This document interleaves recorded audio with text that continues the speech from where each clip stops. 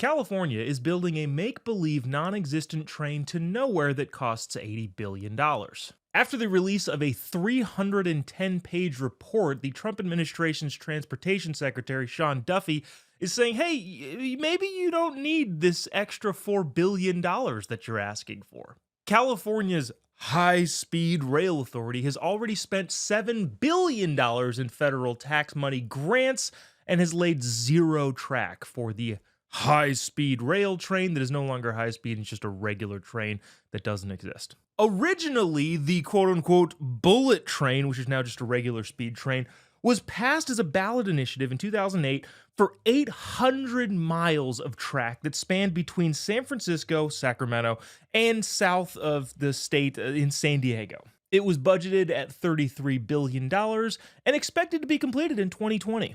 I happen to live in California, and I've looked around for the last 5 years. I can't find this train anywhere. By 2019, the Democrat governor of California, Gavin Newsom, said the project had ballooned to almost $80 billion. And you know that 500-mile stretch of train that we were going to build from the top of the state down to the bottom of the state? No, actually, it's going to go 171 miles now from Merced to Bakersfield, the highly sought-after cities that nobody outside the state has ever heard of. In other words, the mileage decreased by almost 350 miles and the price almost tripled. This is where it gets kind of interesting. The California High-Speed Rail Authority applied for federal grants up to $8 billion during the Biden administration, and the Biden administration said, yeah, sure, we'll go ahead and fund your train.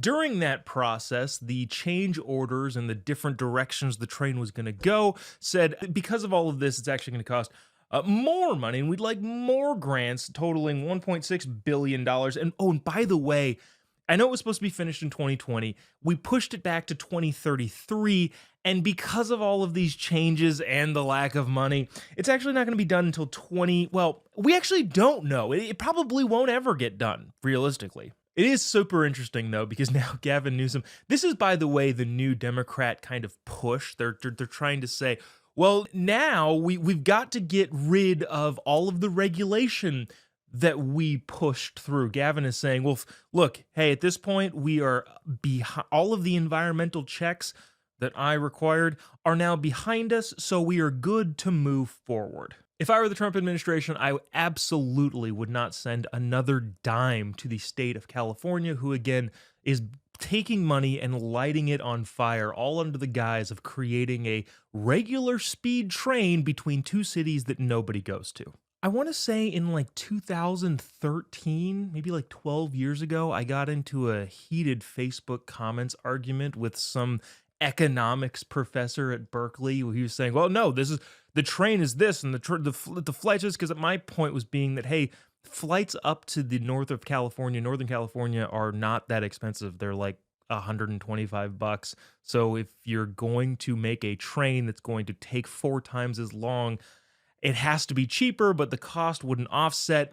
Anyways, what I'm saying is maybe I should go back and find that guy in the comments and show him this article and go, look, I was right. I feel like that it feels good to be vindicated. It's one of those things where this is an I told you so. I don't want to be in the position where I told you so, because it means we've wasted $100 billion on something that doesn't exist and doesn't help anyone.